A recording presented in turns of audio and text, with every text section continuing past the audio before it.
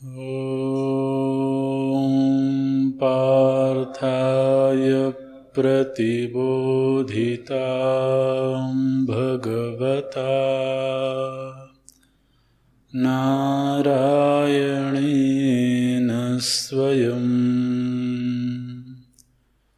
व्यासेन ग्रथितां पुराणमुनिना मध्ये महाभारतम्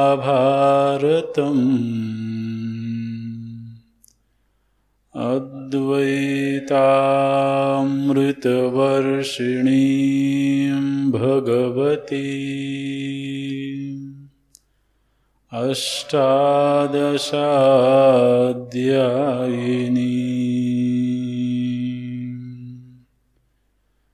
अम्ब त्वामनुसन्दधामि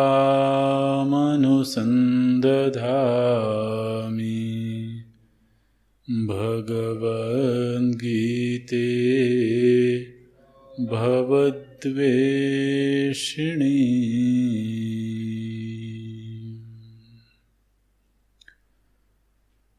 नमोऽस्तु ते व्यासविशालबुद्धे फुल्लारविन्दायतपत्रनेत्र येन त्वया भारततैलपूर्णः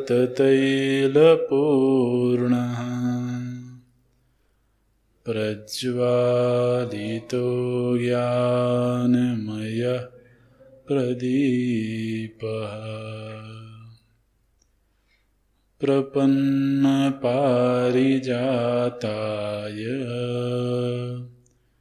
स्तोत्रवेत्रैकपाणये ज्ञानमुद्राय कृष्णाय गीतामृतदुहे नमः। सर्वोपनिषदो गावो दुग्धा गोपालनन्दनः पार्थो वत्सः सुधीर्भोक्ता दुग्धं गीतामृतं महत्। वसुदेवसुतं देवं कंसचाणूरमर्दनं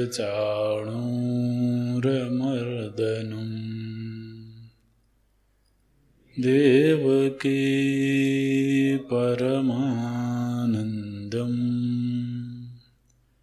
कृष्णं वन्दे जगद्गुरुम्। कृष्णं वन्दे जगद्गुरुम्।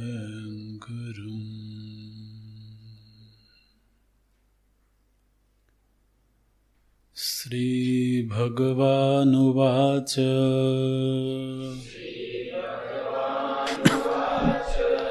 अशोच्यानन्वशोचस्त्वम्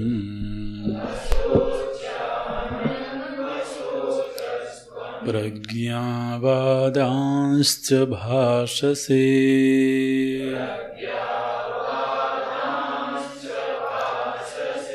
गतासु न गतासूंश्च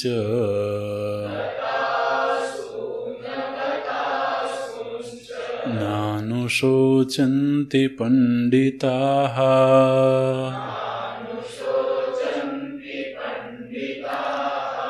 न त्वेवाहं जातुनासं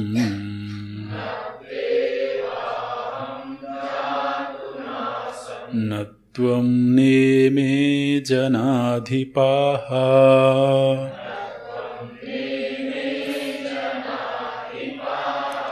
न चैव न भविष्यामः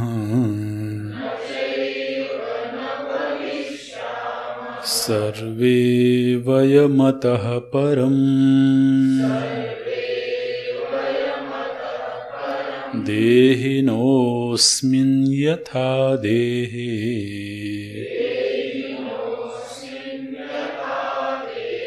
कौमारं यौवनं जरा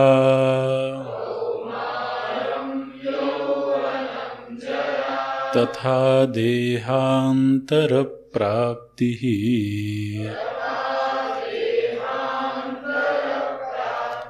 धीरस्तत्र न मुह्यते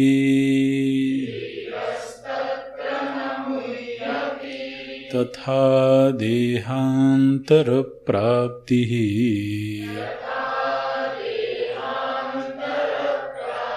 धीरस्तत्र न मुह्यते।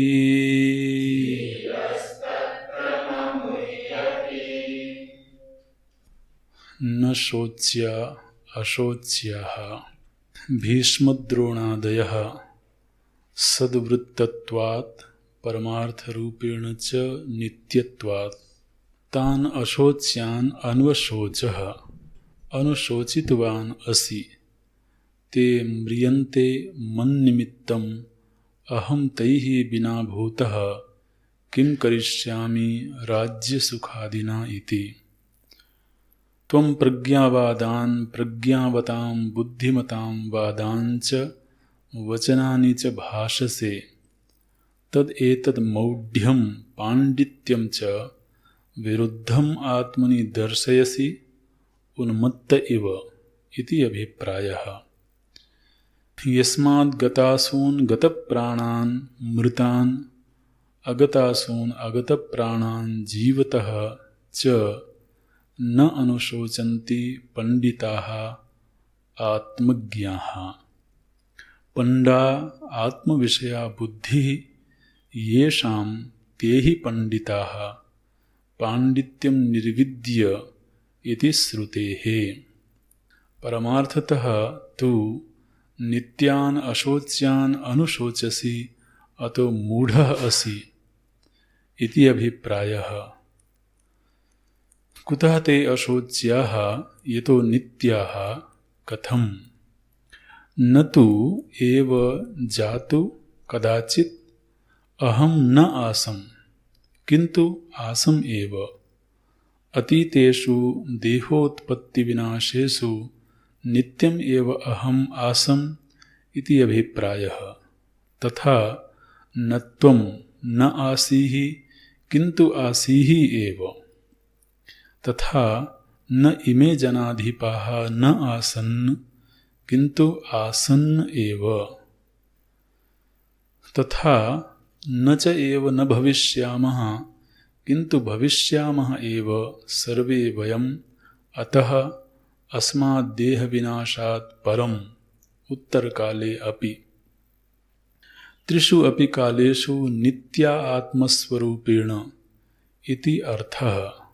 देहभेदानुवृत्त्या बहुवचनं न आत्मभेदाभिप्रायेण। तत्र कथम् इव नित्य आत्मा इति दृष्टान्तम् आह। देहः अस्य अस्ति इति देहि तस्य देहिनः देहवत् आत्मनः अस्मिन् वर्तमाने देहे यथा येन प्रकारेण कौमारं कुमारभावो बाल्यावस्था यौवनं यूनो भावो मध्यमावस्था जरा वयो हानिः जीर्णावस्था इति एताः तिस्रः अवस्था अन्योन्यविलक्षणाः। तासां प्रथमावस्था नाशे न नाशो द्वितीयावस्थोपजनने न उपजननम् आत्मनः। तासां प्रथमावस्था नाशे न नाशः द्वितीयावस्थोपजनने न उपजननम् आत्मनः। किं तर्हि अविक्रियस्य एव द्वितीय तृतीयावस्था प्राप्तिः आत्मनो दृष्टा तथा तद्वत् एव देहाद् अन्यो देहान्तरं तस्य प्राप्तिः देहान्तरप्राप्तिः अविक्रियस्य एव आत्मनः इत्यर्थः। धीरो धीमान् तत्र एवं सति न मुह्यति न मोहम् आपद्यते। यद्यपि आत्मविनाश निमित्तो मोहो न संभवति नित्य आत्मा इति विजानतः, तथापि शीतोष्ण सुख दुख प्राप्ति निमित्तो मोहो लौकिको दृश्यते। सुख वियोग निमित्तो दुख संयोग निमित्तः च शोक इति एतत् अर्जुनस्य वचनम् आशंक्य आह। भगवान श्री कृष्ण का जो प्रथम गीत है वो इस बात का उद्घोष करता है कि पंडिताः न अनुशोचन्ति। जो विद्वान हैं, पंडित हैं, वो शोक नहीं करते हैं। मने एक दृष्टि से शोक की वास्तव में कोई प्रासंगिकता नहीं है। भगवान का ये जो प्रथम वक्तव्य है अर्जुन के प्रति और अर्जुन के निमित्त से हम सभी के प्रति,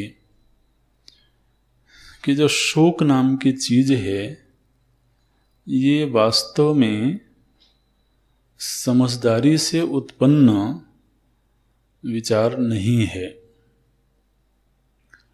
जब ये बात कही गई कि पंडिताः न शोचन्ति, पंडित लोग शोक नहीं करते हैं, इससे प्रभु जी ने क्या संकेत किया कि जो शोक करते हैं न ते पंडिताः मूर्खाः इत्यर्थः। माने जो शोक नाम की चीज है ये मानव जीवन में वास्तव में अगर विचार किया जाए तो अनुचित है। शोक के अनौचित्य की ओर भगवान संकेत करते हैं। और ये वाक्य एक तरह से भगवद गीता का मूल वाक्य है, प्रस्तावना वाक्य हो गया। तो यावत् पर्यंतम शोकः विद्यते तावत् पर्यंतम अज्ञानः विद्यते। जब तक शोक दिखाई दे रहा है तब तक अज्ञान की सीमा है, क्योंकि पंडिताः न शोचन्ति, ये ज्ञानिनः ये आत्मज्ञाः ते न शोचन्ति। अब ये जो विचार है ये एक तरह से देखा जाए तो बड़ा क्रांतिकारी विचार है, क्योंकि प्रायः दर्शनों की शुरुआत ही यहाँ से होती है। सर्वम दुखम, दुख है, यहाँ से दार्शनिक विचार आरंभ होते हैं। भगवान बुद्ध का विचार ही आरंभ यहाँ से हुआ। सर्वम दुखम, दुख है, पहले ये स्वीकृति हुई, फिर दुख का कारण है।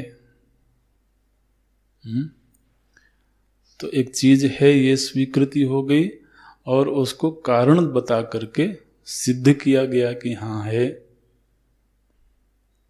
और फिर उसके निवारण का उपाय है।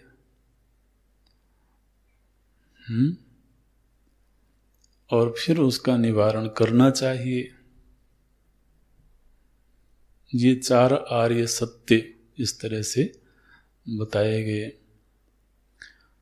और दुख है ये पहली स्वीकृति तो दर्शन जगत में देखी जाती है। भगवान का पहला ही वक्तव्य है शोक का कोई औचित्य नहीं है। यदि शोक है तो वो केवल और केवल आविद्यक है, नासमझी से पैदा हुआ है। कल की कक्षा में चर्चा कर रहे थे हम लोग कि जो महापुरुष हैं, जो संत हैं, तो क्या वो शोक नहीं करते हैं? और शोक नहीं करते तो क्या वो बड़े कठोर हृदय नहीं है? क्या कहा गया? गत असून अगत असून। इन दोनों के प्रति ही गत असून मने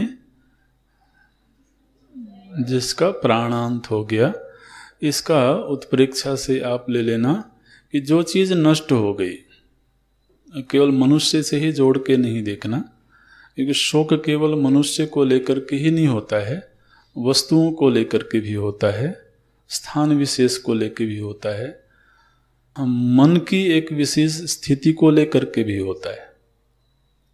तो देखो कि कल मेरे चित्त में कितनी शांति थी, कितनी एकाग्रता थी, आज नहीं है तो शोक हो गया। तो जो हमारी अभीष्ट वस्तु है उसके वियोग से शोक का जन्म होता है। तो अभीष्ट वस्तु कोई व्यक्ति भी हो सकता है, कोई वस्तु भी हो सकती है, कोई पशु भी हो सकता है। एक पक्षी को पाला हुआ था महाराज वर्षों से, और एक दिन उसकी मृत्यु हो गई। अब बैठ के मातम मना रहे हैं, बड़ा शोक है। कोई वस्तु थी, बड़ी प्यारी थी, टूट गई। गत असून मने जो हमारी अभीष्ट चीजें थीं उनका वियोग हो गया। और अगत असून मने जो अभी हैं तो सही, लेकिन पता नहीं कब वो नष्ट हो जाए या उनके नष्ट होने की संभावना हो। दूसरा एक अर्थ और है, जो लोग हैं तो सही लेकिन बहुत दुख देते हैं, तो वो भी शोक का कारण बन जाता है। तो जो है वो ना होवे तो अच्छा है, ये कामना पैदा होगी। और जो चला गया वो नहीं जाता तो अच्छा था। तो किसी का होना भी शोक का कारण बन जाता है और किसी का चले जाना भी शोक का कारण बन जाता है। तो सारी चीजें इन दो शब्दों में समेटना, गत असून और अगत असून। तो इनके विषय में जो पंडित हैं वो न अनुशोचन्ति, वो शोक नहीं करते हैं। ऐसी क्या बात हो गई कि वो शोक नहीं करते हैं? तो वैसे अगले श्लोक में तो व्याख्या होगी, लेकिन पहली बात तो ये है कि किसी के चले जाने से या किसी के होने से शोक का जन्म तब होता है जब वो हमारे सुख और सुरक्षा का साधन बनता हो। तो सुख के लिए हम उस व्यक्ति पर आश्रित थे, जो व्यक्ति अब चला गया।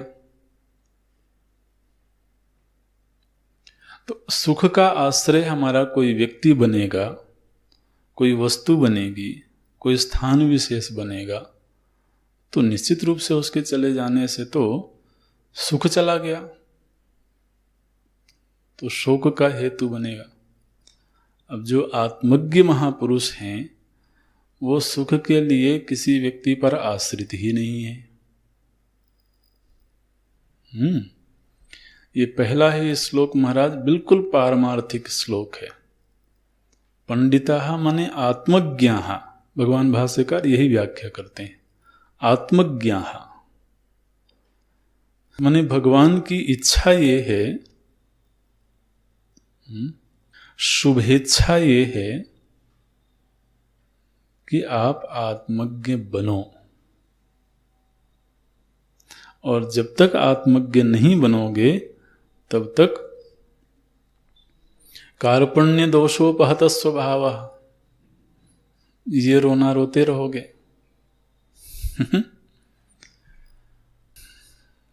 ऐसे। तो अब जो कल विचार कर रहे थे कि जो आत्मज्ञानी है वो क्या निष्ठुर हो जाते हैं। ध्यान रखना, शोक होना और संवेदनशील होना, ये दोनों बातें अलग हैं। संत के चित्त में शोक नहीं होता है, लेकिन वो संवेदनशील होता है। पर दुख द्रवई संत सुपुनीता, ऐसे बोलते हैं। संत हृदय नवनीत समाना, कहा कभिन पर कही न जाना। कवियों ने ये कहा कि संत का हृदय नवनीत की तरह होता है, मक्खन की तरह होता है। लेकिन गोस्वामी जी कहते हैं कि नहीं, वो मक्खन की तरह नहीं होता है। कवियों ने कहा तो, लेकिन कहना आया नहीं उनको। क्यों कहना नहीं आया? बोले जो नवनीत है उसको जब खुद को ताप लगता है तब वो पिघलता है। नवनीत माने मक्खन पिघलता कब है? जब उसको खुद को ताप लगे। लेकिन जो संत है वो खुद के ताप लगने से नहीं पिघलता। पर दुख द्रवई, जब दूसरे को ताप होता है तो उससे उसका हृदय पिघल जाता है। तो संत का हृदय संवेदनशील होता है, मृदु होता है, लेकिन वो शोक में नहीं डूबता है। तो शोकाकुल होना बिल्कुल अलग बात है, और सहृदय होना, संवेदनशील होना, ये बिल्कुल अलग बात है। वो बहुत संवेदनशील होता है। वो तो महाराज मां निषाद प्रतिष्ठाम त्वम गमः शाश्वती समाः। वाल्मीकि ऋषि ने एक क्रौंच पक्षी को वध करते हुए देख लिया। बहलिये ने क्रौंच पक्षी का जोड़ा था, उसमें से एक को मार दिया। जो क्रौंची थी वो विलाप करने लगी। तो उसके विलाप को देख करके महाराज वाल्मीकि ऋषि का हृदय पिघल गया, और उन्होंने उस बहलिये को शाप दिया, दुष्ट, तुमने बिना किसी अपराध के इस पक्षी की हत्या कर दी। तो ये सहृदय होना एक अलग ही बात है। शोक होना माने बैठ के रोना, हाय हाय मेरी चीज नष्ट हो गई, मेरा वो व्यक्ति चला गया, या वो व्यक्ति आ गया जो दुख देता है रोज रोज। वो भी शोक का कारण बनता है। तो वो इस तरह से शोक नहीं करते हैं। माने भगवान ये कह रहे हैं कि मानवीय जीवन में शोक नाम की चीज है, उसका कोई औचित्य नहीं है। औचित्य नहीं माने वो उचित नहीं है। औचित्य का निर्धारण किया जाता है विवेक से, और विवेक तो जिसके पास में है, भगवान मना करते हैं कि न अनुशोचन्ति।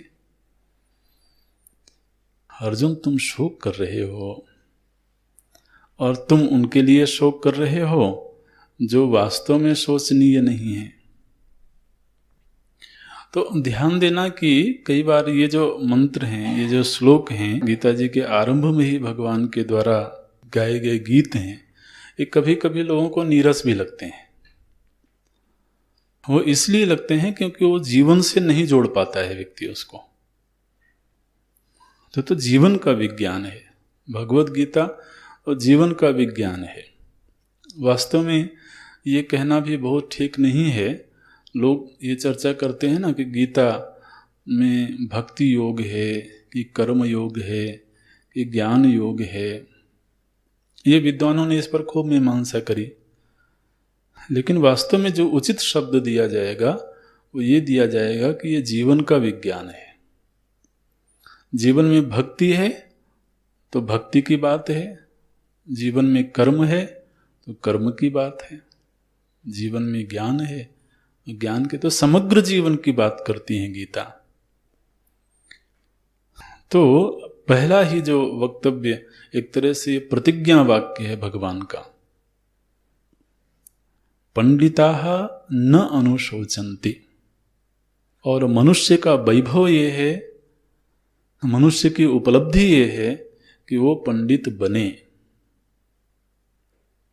उसकी बुद्धिमत्ता की सफलता ही इस बात में है। और जीवन में सबसे बड़ी समस्या हमारा शोक ही है। इसको एक दृष्टि से और भी विचार करना चाहिए कि अगर हम सीधे इस विचार को मृत्यु से जोड़ें तो कोई व्यक्ति बैठ करके अगर विलाप कर रहा हो कि देखो मेरा बंधु था तो अब वो नहीं रहा, मृत्यु हो गई, विलाप क्यों कर रहे हो भाई? क्योंकि मेरे बंधु की मृत्यु हो गई। तो तुम क्या चाहते हो कि वो न मरे?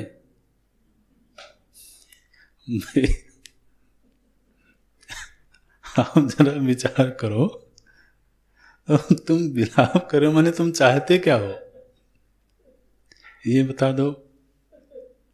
अब ये जन्म और मृत्यु की जो व्यवस्था है वो किसी व्यक्ति की बनाई हुई है क्या? किसी समाज की बनाई हुई है कि किसी देश के पार्लियामेंट ने पारित किया है?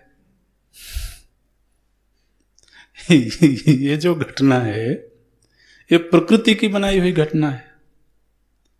तो अब जो प्रकृति की बनाई हुई घटना है वो तो अवश्यंभावी है। बोले शोक करते बैठे हैं, क्यों? बोले देखो हवा चल रही है।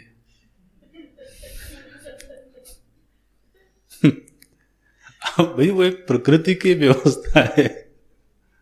देखो पेड़ों में फूल खिल रहे हैं, ये सारी जो घटनाएं हमको दिख रही हैं प्रकृति में, ये हमने नहीं बनाया है। और इसलिए हमारे पास ये अधिकार भी नहीं है कि हम उस व्यवस्था में परिवर्तन करें, कर भी नहीं सकते हैं। तो जो प्रकृति की बनाई हुई व्यवस्था है वो शोक का हेतु कैसे बन सकती है? हम जरा थोड़ा भी विचार करें तटस्थ हो करके कि प्रकृति की बनाई हुई या भक्त हृदय हैं तो कहें कि भगवान की बनाई हुई जो भी व्यवस्था है वो व्यवस्था नियत है। अब जो नियत व्यवस्था है उसमें शोक के लिए स्थान किधर है भाई? तो इसलिए ये अविचारित निर्णय है।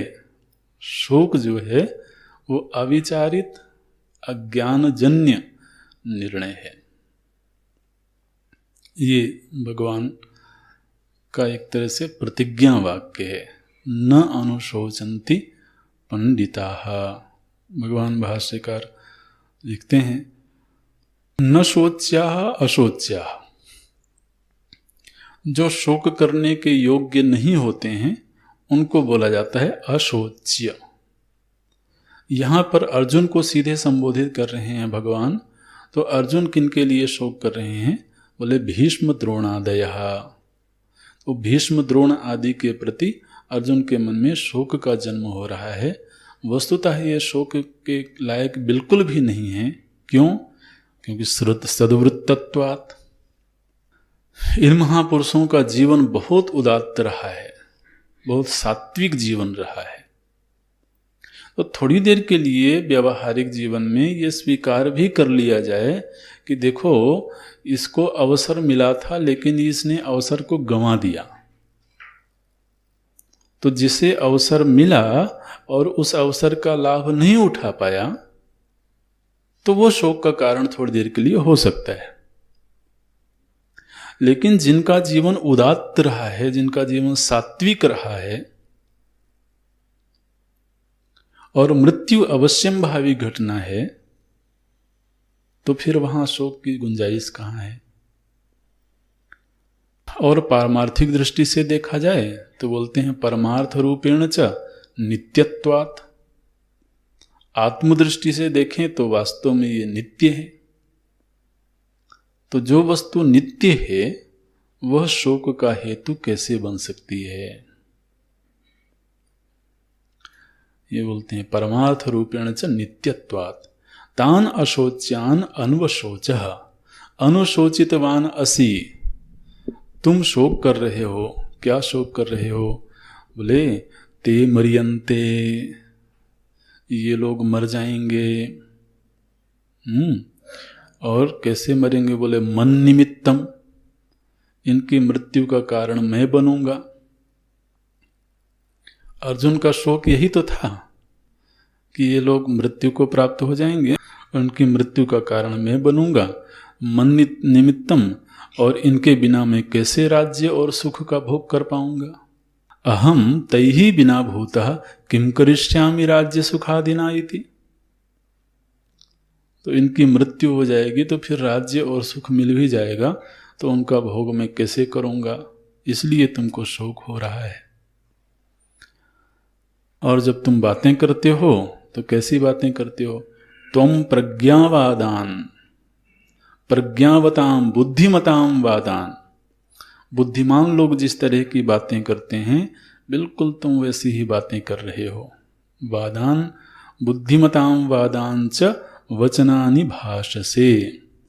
बुद्धिमानों की तरह तुम बातें कर रहे हो और शोक कर रहे हो बिल्कुल ना समझो की तरह से। अब देखना भगवान भाष्यकार की टिप्पणी है महाराज। बोले तद एतत्, ये जो तुम्हारा आचरण है ये क्या प्रदर्शित कर रहा है? बोले मूर्खता और बुद्धिमानी को एक साथ प्रदर्शित कर रहे हो। मौढ़्यम, मौढ़्यम माने मूढ़ता, मूर्खता।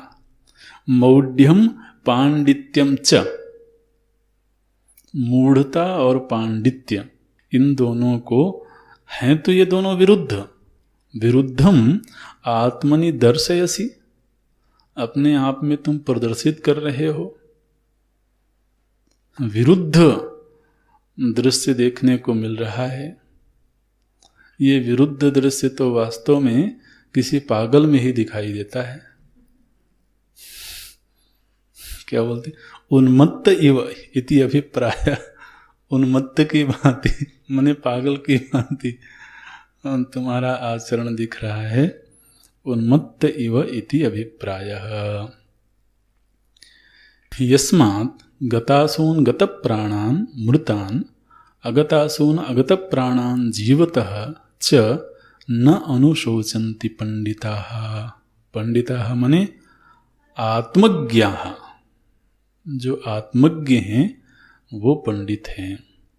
आत्म विषया बुद्धि, आत्म विषयक जो प्रमा होती है उसको बोलते हैं पंडा। पंडा आत्म विषया बुद्धि येषाम ते ही पंडिता। जिनके पास में आत्म प्रमा होती है उनको पंडित बोला जाता है। पंडित शब्द की व्युत्पत्ति है। पांडित्यम निर्विद्य, पांडित्य का संपादन करके जीवन जीना चाहिए, ऐसा कहा गया है। परमार्थतः तु नित्यान अशोच्यान अनुशोचसी। पारमार्थिक दृष्टि से जो नित्य है, ऐसे नित्य वस्तु के विषय में तुम जो शोक कर रहे हो ये तो बिल्कुल मूढ़ता का लक्षण है। अतः मूढ़ः असि। भगवान भाष्यकार ये बोल सकते हैं महाराज श्री अर्जुन के प्रति। और अर्जुन तो निमित्त हैं, हमारे लिए ही बोल रहे हैं। मूढ़ा असि, इसका अर्थ समझते हैं ना? तुम मूर्ख हो, ये बोल। मूढ़ा असि, मूढ़ा असि इति अभिप्राय। तो इस प्रथम मंत्र में, प्रथम श्लोक में, प्रथम गीत में प्रभु जी ने क्या संकेत किया कि हम सभी को पांडित्य का संपादन करना चाहिए। पांडित्य का संपादन करने का अर्थ है आत्मा नित्य वस्तु है और वह मैं हूँ। इस बोध को प्राप्त करना, और यह बोध ही शोक से निवृत्ति का उपाय है। अब देखें, शोक यदि आविद्यक नहीं होता तो उसकी निवृत्ति विद्या से कभी नहीं होती। इस पर विचार करना। यदि शोक आविद्यक नहीं होता, अविद्याजन्य नहीं होता, अज्ञानजन्य नहीं होता, तो उसकी निवृत्ति ज्ञान मात्र से कभी नहीं हो सकती थी। यदि तो शोक कर्मजन्य होता तो उसकी निवृत्ति कर्म से ही होती।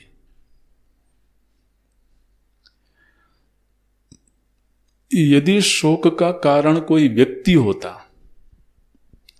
इसके और सूक्ष्म विचार पर जाएं यदि, तो यदि शोक का कारण कोई व्यक्ति है, व्यक्ति की उपस्थिति शोक का कारण है, तो व्यक्ति को दूर करना पड़ेगा।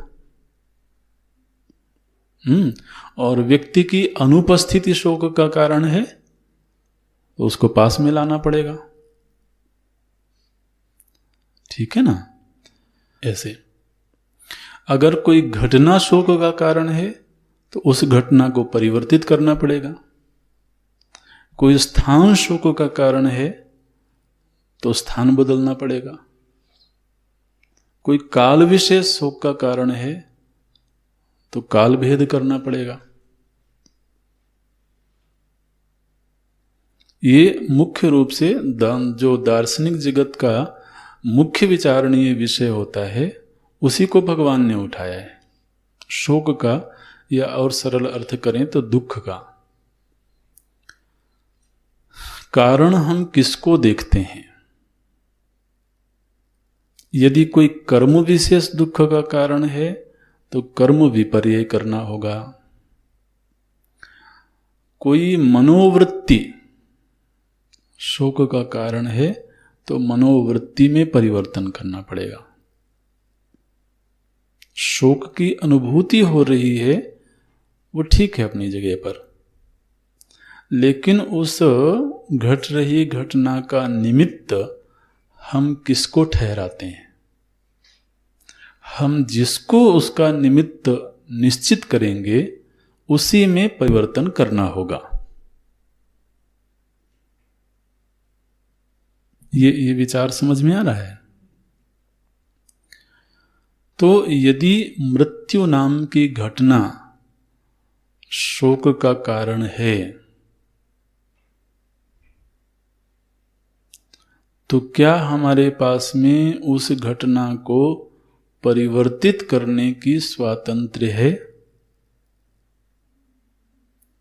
कि चलो अब आज से मृत्यु हो ही नहीं? तो यदि तो उस कारण का निवारण नहीं है तो इसका मतलब वो कारण ही नहीं है। ये बात जरा गंभीर है, अगर किसी को पकड़ में आ जाए तो ठीक है। क्योंकि दुख एक काल विशेष में आया, और एक काल विशेष में आया तो उसका काल विशेष में ही कोई निमित्त होगा। यदि हम ऐसा माने तो निमित्त भी काल विशेष में आया, तो काल के साथ साथ उसकी निवृत्ति भी हो सकती है। अब जिस कारण को निवृत्त करने का अधिकार हमारे पास नहीं है, क्या वास्तव में उसको कारण माना जाए?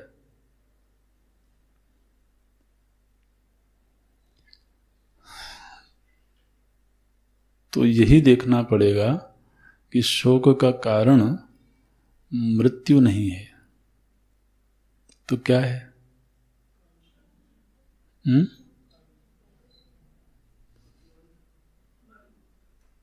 क्या है?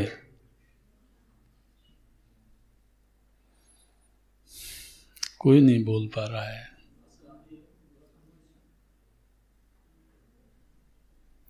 अरे भैया, अहम येषाम मम एति भ्रांत प्रत्यय।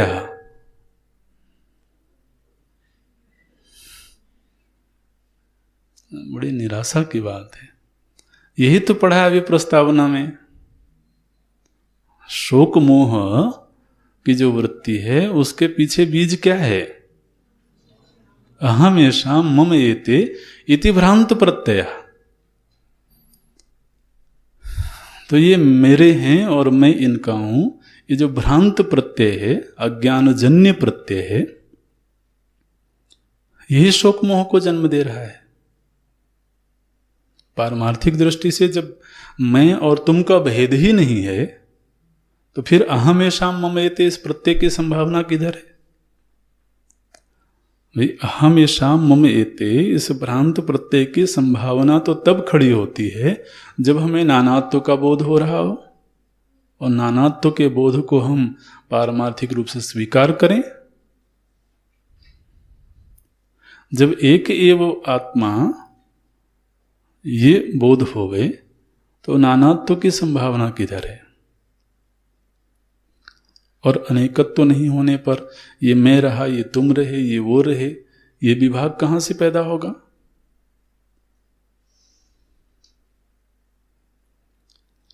तो इससे यही निर्णय निकलता है, ये शुद्ध आविद्यक प्रत्यय है, अविद्याजन्य प्रत्यय है। तो भगवान ने जब ये प्रस्ताव रखा, ये प्रस्तावना करी, पंडिताः न अनुशोचन्ति, ये प्रतिज्ञा वाक्य दिया प्रभु जी ने। प्रभु जी से पूछा गया इसमें हेतु क्या है? कस्मात् न अनुशोचन्ति, ये तो महाराज आपने बहुत बड़ी बात कह दी। पंडिताः न अनुशोचन्ति, इस प्रतिज्ञा की सिद्धि में कोई हेतु है क्या? तो अगला जो श्लोक है वो हेतु है। 12वां श्लोक हेतु के रूप में है। 11वें श्लोक को आप प्रतिज्ञा के रूप में कह सकते हैं। बिल्कुल शास्त्रीय उपदेश हो रहा है भगवान के द्वारा। प्रतिज्ञा की गई, पंडिताः न अनुशोचन्ति। इस प्रतिज्ञा की सिद्धि कैसे होगी? बोले इसके लिए हेतु है। देखना, इस श्लोक बोलते हैं, श्लोक के शब्दों को पहले ढंग से देखना। बोलते हैं, अर्जुन, पंडित शोक इसलिए नहीं करता क्योंकि उसको एक प्रमा की प्राप्ति हो गई है। क्या प्रमा प्राप्त हो गई है? कि मैं नित्य आत्मा हूं, ये प्रमा उसको प्राप्त हो गई है। तस्मात् न अनुशोचन्ति, न अनुशोचन्ति ये तो निर्णय वाक्य हो गया, ये परिणाम वृत्ति हो गई। लेकिन वो शोक नहीं करते हैं, इसमें हेतु क्या है? बोले हेतु ये है कि उनको एक प्रमा प्राप्त हुई है, एक बोध प्राप्त हुआ है। क्या बोध प्राप्त हुआ है? कि मैं नित्य हूं, ये प्रमा प्राप्त हुई। अब इतनी बड़ी प्रमा है महाराज कि उसने तो शोक की निवृत्ति कर दी। बोलते हैं, न तु एव अहम जातु न आसम। शब्दों का पहले विच्छेद ढंग से कर लेना। न तु एव अहम जातु न आसम, ये नासम नहीं पढ़ना विच्छेद करते समय। न आसम, आसम मने का अर्थ होता है था, न आसम नहीं था। तो क्या बोलते हैं कि हे अर्जुन, न तु एव अहम जातु न आसम, ऐसा कभी नहीं था जबकि मैं नहीं था। बोलने का ढंग ऐसा है, ऐसा कोई काल नहीं था जिस समय मैं नहीं था। अहम, भगवान अपने लिए बोल रहे हैं। न तु एव अहम जातु, जातु माने कदाचित, कोई ऐसा काल विशेष नहीं था जबकि मैं नहीं था। ये भूतकाल की क्रिया की बात हो रही है। और भूतकाल की का मतलब इस देह से पहले। देह में तो मैं हूं, ये तो अभी सिद्ध हो ही रहा है, लेकिन अपने अस्तित्व की सिद्धि तब भी हो रही थी जब देह नहीं था। अस्तित्व के नित्यत्व की ओर संकेत कर रहे हैं कि न तु एव अहम जातु न आसम। तो अर्जुन कह सकते हैं कि हाँ प्रभु जी, बात तो सही है, आप तो परमात्मा हो, तो इसलिए आप तो हमेशा ही थे। भगवान बोलते हैं न त्वम। बिल्कुल यही की यही बात तुम्हारे विषय में भी है। न तुम जातु न आसी ही, और ऐसा कभी नहीं था जब तुम नहीं थे। बोले अच्छा, और इस युद्ध में खड़े हुए जो राजा लोग हैं उनके विषय में क्या कहना है? बोले न इमे जनाधिपाहा, और ऐसा भी नहीं था जबकि ये राजा लोग नहीं थे। व्यतिरेक वृत्ति से उपदेश कर रहे हैं, माने थे, था, तुम भी थे, मैं भी था, ये भी थे। अच्छा जी, अब ये महाराज तो जितने भी धर्म है ना, इन सभी धर्मों में इन विषयों पर बड़ी चर्चा होती है। कई धर्म हैं जो इस शरीर से पहले के अस्तित्व को स्वीकार नहीं करते। इस शरीर के बाद मैं रहूंगा वो तो ठीक है, इसलिए शरीर को दफनाते समय खाने पीने की सब चीजें रख देते हैं। अब पता नहीं वो चीजें कितने दिन चलती होंगी। भाई वस्त्र आदि आप जो भी रखोगे तो कुछ दिन ही तो चलेगा वो, या तो फिर से खोद खोद के बीच बीच में रखते चलो।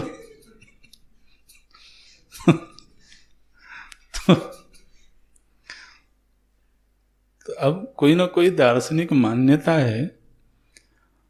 तो अब ये मान्यता भी है कि इस शरीर के बाद तो माने शरीर के साथ ही रूह रहती है, लेकिन इस जन्म के पहले नहीं था।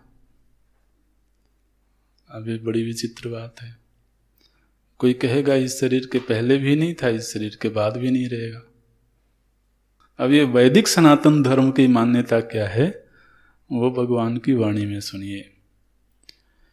बोलते हैं अर्जुन, ऐसा कोई काल नहीं था जिस काल में मेरा अस्तित्व नहीं था, तुम्हारा अस्तित्व नहीं था, या इन राजाओं का अस्तित्व नहीं था।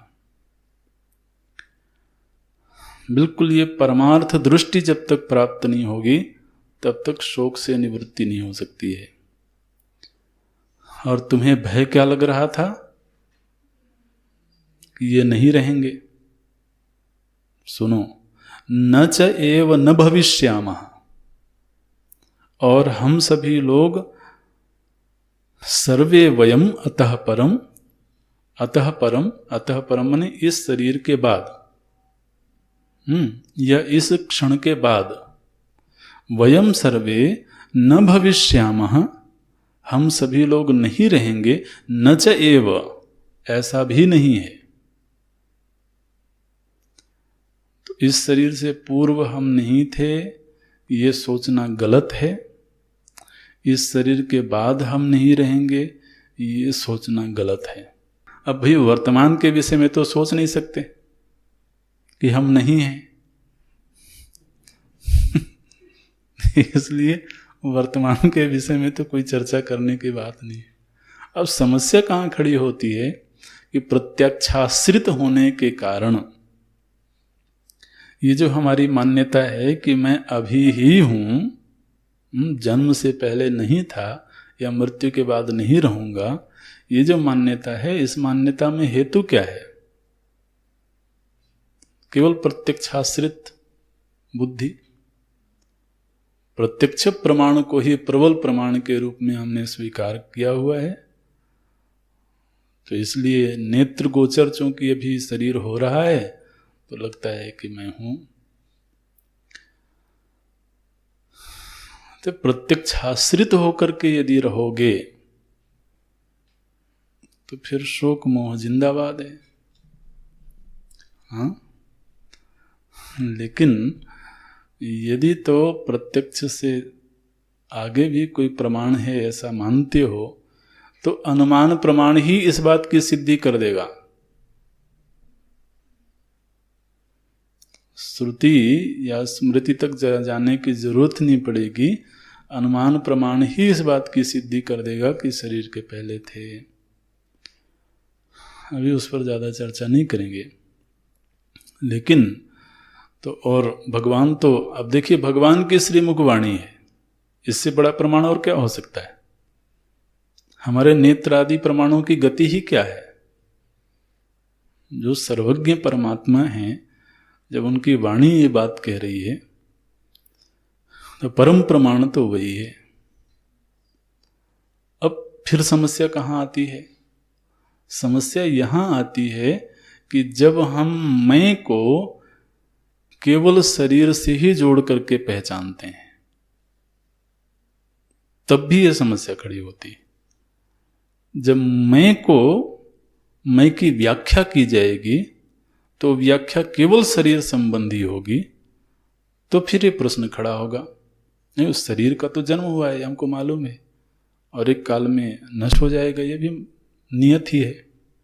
यदि तो मैं की पहचान केवल शरीर से जुड़ करके रहती है तो फिर प्रत्यक्षाश्रित होकर के ही रहना पड़ता है और फिर ये मृत्यु और जन्म की घटना को सत्य रूप में स्वीकार करते हैं और वो शोक का कारण बन जाती है। भगवान ये चाहते हैं कि अर्जुन तुम दृष्टि के उस धरातल को प्राप्त करो जहां पर नित्यत्व की दृष्टि प्राप्त होती है, जहां पर देह व्यतिरिक्त अहम के अस्तित्व की दृष्टि प्राप्त होती है। उस दृष्टि तक आरोहण करो, उस दृष्टि को प्राप्त करो। भगवान भाष्यकार बोलते हैं न तो एव जातु कदाचित अहम न आसम किंतु आसम एव। ऐसा नहीं था कि मैं नहीं था, बल्कि सच ये है कि आसम एव, मैं था ही। कब महाराज? बोले अतीतेषु देहोत्पत्ति विनाशेषु, अतीत काल में भी देह की उत्पत्ति होती रही है, देहों का विनाश होता रहा है। उस समय पर भी नित्यम एव अहम आसम इति अभिप्राय, उस समय नित्य रूप से मैं था। बड़ा आश्चर्य होता है महाराज, अहम को तो सिद्ध करने के लिए हम प्राण वायु लेते हैं। हवा चाहिए हमको, प्राण वायु चाहिए। तो ये जो प्राण वायु है ये मेरी अस्मिता को वास्तव में सिद्ध नहीं कर रही है, केवल मेरे होने को जना रही है। ये प्राणवायु चलती है ना तो लगता है कि अभी जीवित है, अभी है। फिर प्राणवायु चलनी बंद हो गई, अब लगता है कि नहीं है। तो मेरे होने को ये प्राणवायु क्या कर रही है? केवल उद्घोषित कर रही है कि हाँ ये है। मेरे होने का कारण नहीं है वो। ये बात पकड़ में आ रही कि नहीं? मेरे होने का कारण नहीं है, मेरे होने को केवल बता रही है कि यह है। तो वायु प्रधान हुई कि मैं प्रधान हुआ? मैं को ही प्रधान मानना पड़ेगा ना। अच्छा, जो वायु मेरे होने को जना रही है वो वायु इस शरीर से पहले थी कि नहीं? और वो वायु इस शरीर के बाद रहेगी कि नहीं? तो क्या विचित्र बात है कि जो केवल मेरे होने को जना रही है उसको हमने सिद्ध मान लिया कि शरीर के पहले भी थी, शरीर के बाद ही। और जिसका होना वो जना रही है, उसके विषय में क्या धारणा है कि वो नहीं था और नहीं रहेगा। बड़ी विचित्र बात है भाई। मैंने विचार करें तो इतने सारे प्रश्न खड़े हो जाते हैं इन अविचारित मान्यताओं के ऊपर। बोलते हैं देहोत्पत्ति विनाशेषु नित्यम एव अहम आसम इति अभिप्रायः तथा न तुम न आसी ही। ऐसा नहीं है कि तुम नहीं थे, किंतु आसी ही एव, बल्कि तुम थे ही। ठीक इसी तरह से तथा न इमे जनाधिपाः न आसन्न, और ऐसा बिल्कुल नहीं है, ये नहीं है, ऐसा नहीं है, ऐसा नहीं है। भगवान बार बार क्यों कह रहे हैं? क्योंकि वो हमारी इस मान्यता पर आघात करना चाह रहे हैं कि जो तुम मान के बैठे हुए हो कि जन्म के पहले नहीं था, इस मान्यता पर चोट मारने के लिए ये इस तरह से भाषा का प्रयोग कर रहे हैं। न इमे जनाधिपाः न आसन्न किंतु आसन्न एव, तथा बिल्कुल ठीक वैसे ही न च एव भविष्यामः, अब ये भविष्य काल की क्रिया होगी। ठीक इसी तरह से अगर एक बार ये स्वीकार कर लिया तुमने कि इस देह के पहले हमारा अस्तित्व था, तो निश्चित रूप से इस बात को स्वीकार करने में भी कोई परेशानी नहीं होनी चाहिए कि इस शरीर के बाद हम होंगे। न च एव न भविष्यामः किंतु भविष्यामः एव सर्वे वयम, हम सभी लोग। अतः माने अस्मात् देह विनाशात् परम उत्तर काले अपि, इस देह के नष्ट हो जाने के बाद भी। अर्थ क्या हुआ? बोले त्रिषु अपि कालेषु नित्या आत्मस्वरूपेण इति अर्थ। ये इस पूरे श्लोक का वाक्यार्थ हुआ। इस 12वें श्लोक में भगवान ने क्या कहा कि त्रिषु अपि कालेषु नित्या आत्मस्वरूपेण, नित्या आत्मस्वरूप से हम सभी नित्य हैं, ऐसा बोध प्राप्त होना चाहिए इति। अब ये जो है, इस पर हम अगली कक्षा में फिर से थोड़ा चर्चा करेंगे। जब भगवान नित्यत्व का प्रतिपादन कर रहे हैं तो एक तरफ नित्यत्व का प्रतिपादन भी कर रहे हैं और साथ ही साथ विभाग वचन भी बोल रहे हैं कि मैं था, तुम थे, ये थे। तो विभक्त विभक्त होकर के नित्य कैसे हो सकते हैं जी?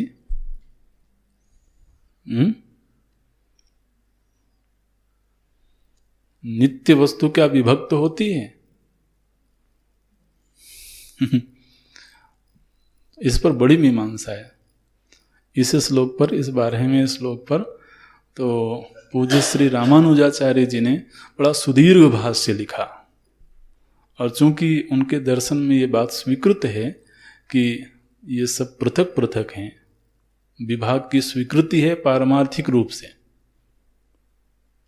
विशिष्टाद्वैत दर्शन में, इसलिए उनके उस दर्शन को पुष्ट करने के लिए ये श्लोक बहुत बड़े प्रमाण के रूप में मिल गया कि देखो भगवान परमार्थ दृष्टि की बात कर रहे हैं, और जिस समय वो पारमार्थिक दृष्टि की बात कर रहे हैं उस समय वो विभाग करके दिखा रहे हैं कि मैं था, तुम थे, ये थे। तो इसका मतलब है कि भगवान पारमार्थिक दृष्टि से जीव और ईश्वर में भेद को स्वीकार करते हैं। ये तो अब कोशिश ये रहती है कि सरल करके श्लोकों का अर्थ आप तक पहुंचा दिया जाए, अन्यथा इन वक्तव्यों पर मीमांसा तो बहुत है। तो और भगवान भाष्यकार की एक टिप्पणी के ऊपर, एक वाक्य के ऊपर श्री रामानुजाचार्य जी ने इतना लंबा भाष्य लिखा। भगवान भाष्यकार का एक वाक्य क्या है? देखिए अगला वाक्य, देह भेदानुवृत्त्या बहुवचनम, ये जो बहुवचन का प्रयोग किया गया है, मैं, तुम, ये जो बहुवचन का प्रयोग भगवान कर रहे हैं, ये अर्जुन के धरातल पर अर्जुन की दृष्टि को ध्यान में रखते हुए कर रहे हैं, क्योंकि अर्जुन को देह में भेद दिखाई दे रहे हैं। अर्जुन को दिख रहा है कि मैं अलग हूँ, वो स्वयं अलग है, ये राजा लोग अलग हैं। तो देह भेदों को ध्यान में रखते हुए प्रभु जी ने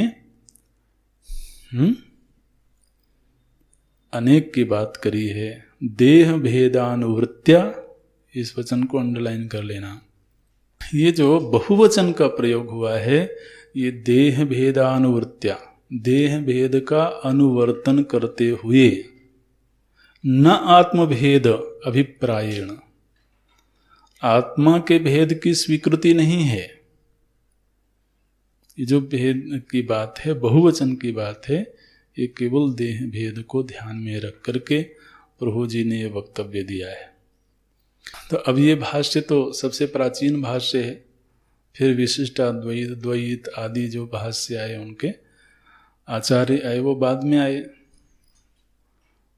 तो फिर उन्होंने अपने मीमांसा के लिए भगवान भाष्यकार के वाक्यों को आधार बनाया। तो इस सब बड़ी दीर्घ मीमांसा की गई कि जब भगवान बहुवचन का प्रयोग कर रहे हैं, तो आप क्यों उसमें खींचतान कर रहे हो, और खींचतान करके कह रहे हो कि नहीं, वो देह दृष्टि से बहुवचन का प्रयोग कर रहे हैं, जबकि वो तो सीधे पारमार्थिक दृष्टि से बात कर रहे हैं। भगवान ये थोड़ी कह रहे हैं कि ये देह पहले भी थी।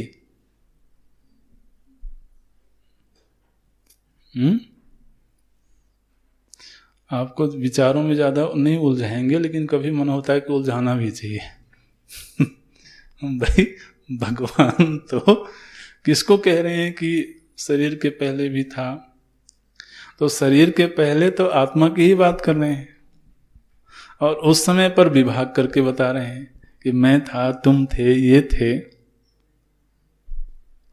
तो वहां शरीर को ध्यान में रख के बात कर रहे हैं या आत्मा को?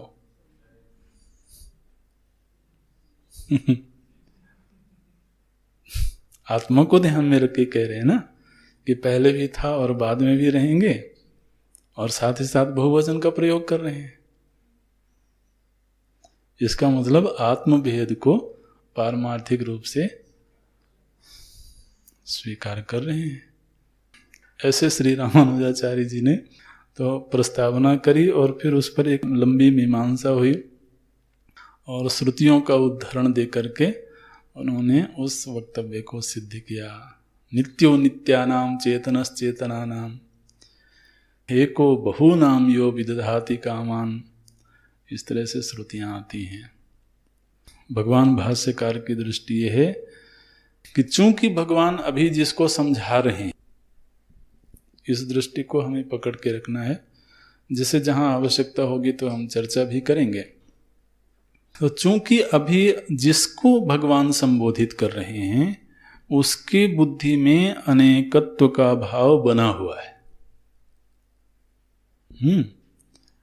कि देखो इनकी मृत्यु हो जाएगी, इनकी मृत्यु हो जाएगी। तो अब इसलिए विभाग कर करके भगवान संकेत कर रहे हैं कि उनकी भी मृत्यु नहीं होगी, उनकी भी मृत्यु नहीं होगी, लेकिन पारमार्थिक रूप से जब देखोगे तो वहां कोई भेद नहीं प्राप्त होगा। ऐसे देह भेदानुवृत्त्या बहुवचनम न आत्मभेदाभिप्रायेण। अच्छा, तो प्रतिज्ञा हो गई थी न अनुशोचन्ति पंडिताः। हेतु दिया गया, क्या हेतु दिया गया?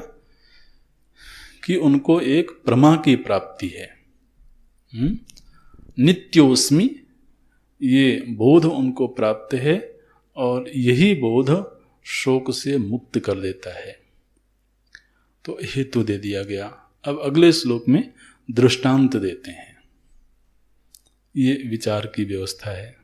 अगला जो श्लोक है वो दृष्टांत के रूप में है। बोले अर्जुन देखो, दृष्टांत आप समझते हैं। दृष्टांत माने जो दृष्ट होता है, जो प्रत्यक्ष में हम देख सकते हैं।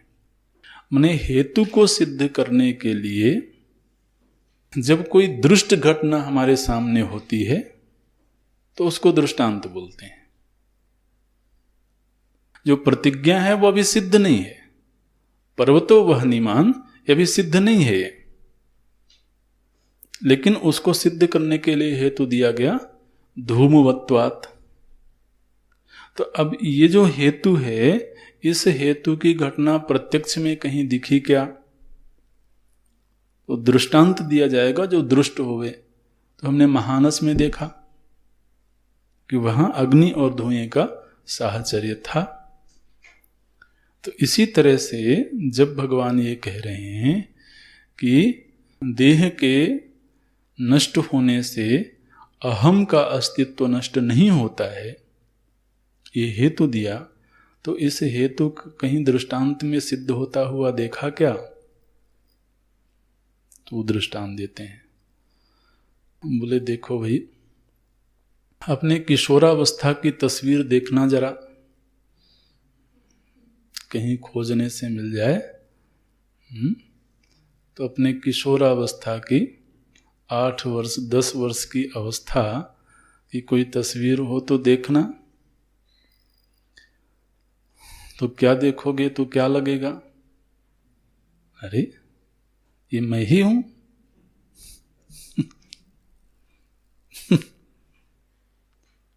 नहीं, ये मैं नहीं हो सकता। क्यों भाई, क्या हुआ?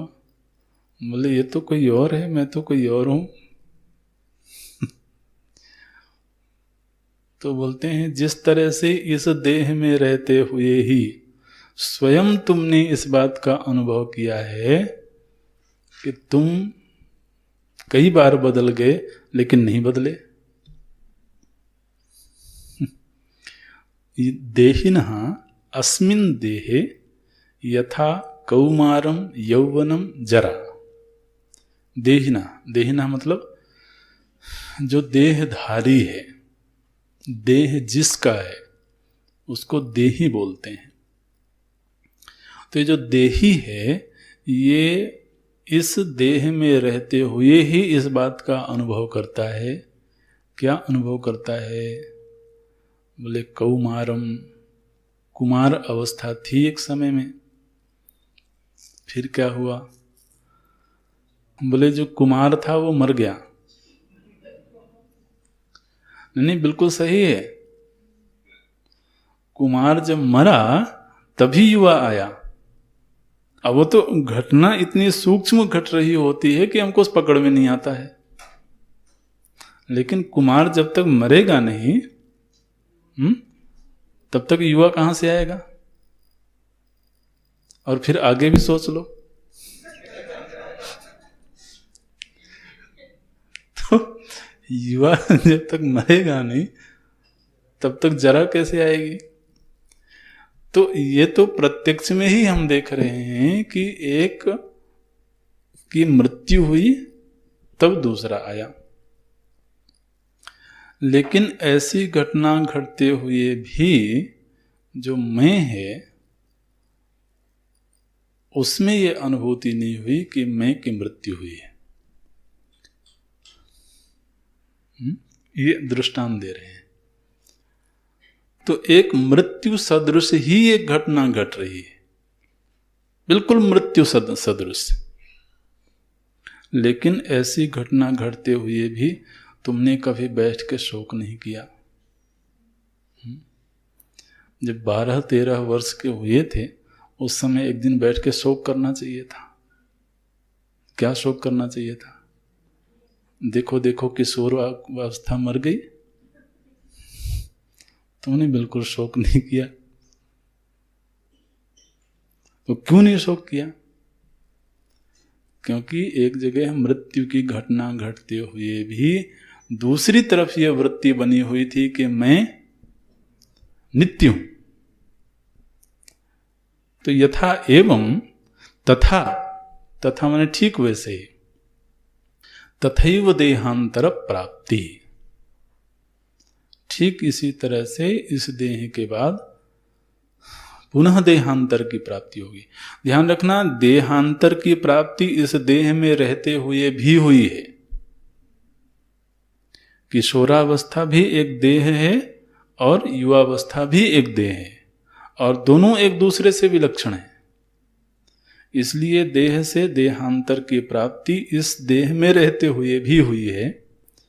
तो जब शोक नहीं हुआ तो फिर इस देह के जीर्ण होने पर पुनः किशोरावस्था की प्राप्ति हो जाएगी, एक किशोर देह प्राप्त हो जाएगी, शैशव देह प्राप्त हो जाएगी। तो फिर शोक का कारण किधर है? तथा देहांतर प्राप्ति, बिल्कुल वैसे की वैसी देहांतर प्राप्ति की घटना अवश्यंभावी है। तो जबकि यह एक नैसर्गिक घटना है और अवश्य ही घटने वाली घटना है, तो फिर इस सत्य को जानते हुए धीरः तत्र न मुह्यति, ये निगमन वाक्य हो गया। वही वाक्य जो वाक्य प्रतिज्ञा में बोला गया था।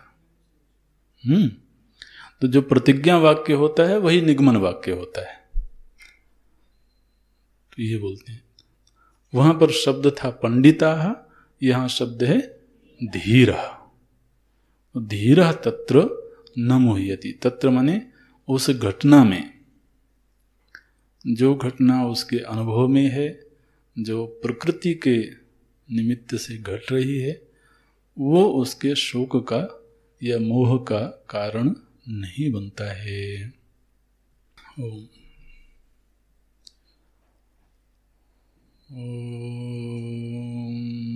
पूर्णमदः पूर्णमिदं पूर्णात् पूर्णमुदच्यते पूर्णस्य पूर्णमादाय पूर्णमेवावशिष्यते। ओम शांति शांति शांति। हरि ओम। श्री गुरुभ्यो नमः। हरि ओम।